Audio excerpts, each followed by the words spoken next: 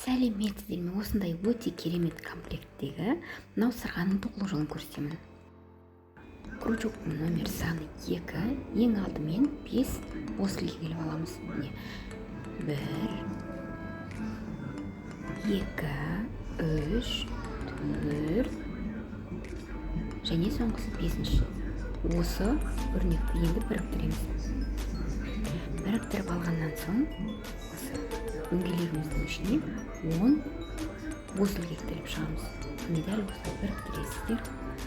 Тағы біреу жоғарыға көтеріліп үшін тағы бір ілгек іліп аламыз. Енді осы дөңгелекшенің ішіне 10 ілгекті іліп шығамыз.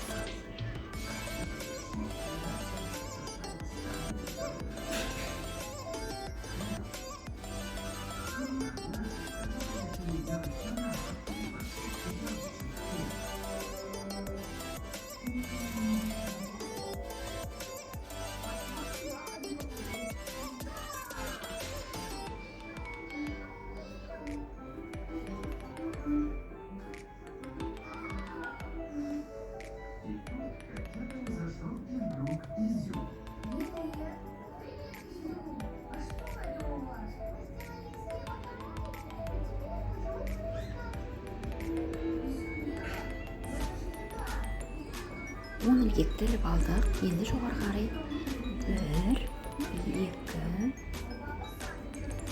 3 ортасын тығыз етіп тоқыңыздар. 3 ілгек ілдік, 2 ілгек орап алдық. Дәл осы жерден тағы да бірінші жіпті жібердік, екінші жіпті жібердік және де екеуін біріктірдік.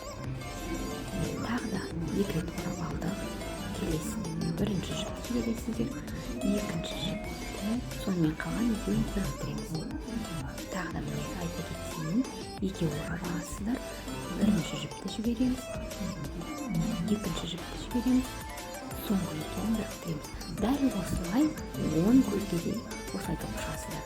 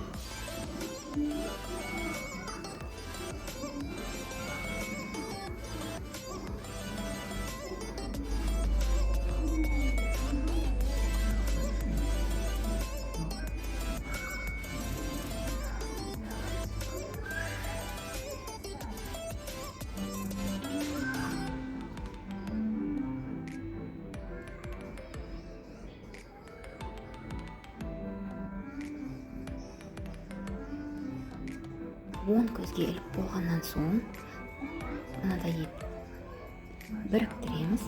Біріктіру үшін 2 жіптен де бірге өткізген дұрыс. Сонда біздің сырғамыз әдемі көрінеді. Біріктіріп тоқып алдық. Енді қайшымен қырқып тастаймыз да қалған жібімізді астына жасырып қоямыз.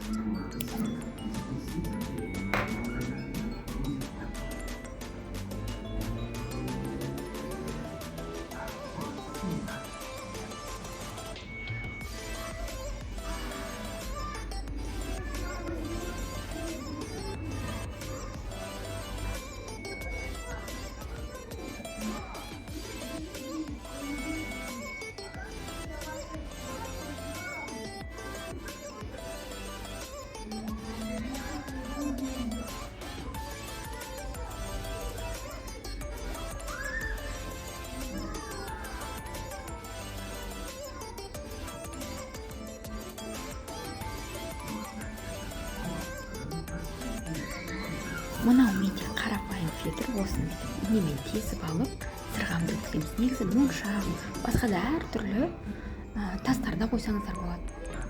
Бір ерекшелігі мына сырғаны, мына көзді сырғаны кейін ауыстырып отырсаңыздар да болады. Міне осылай, дәл осылай өлшеп алдық. Енді мынау тоқыған көзге саламыз және де артынан фитрді дөңгелекшеміздің ішіне кіргізіп қоямыз. Басқа сырғаға ауыстырардан дәл осылай шешіп алып, басқа сырғаны қойып, орнына осылай кіргізе саласыздар.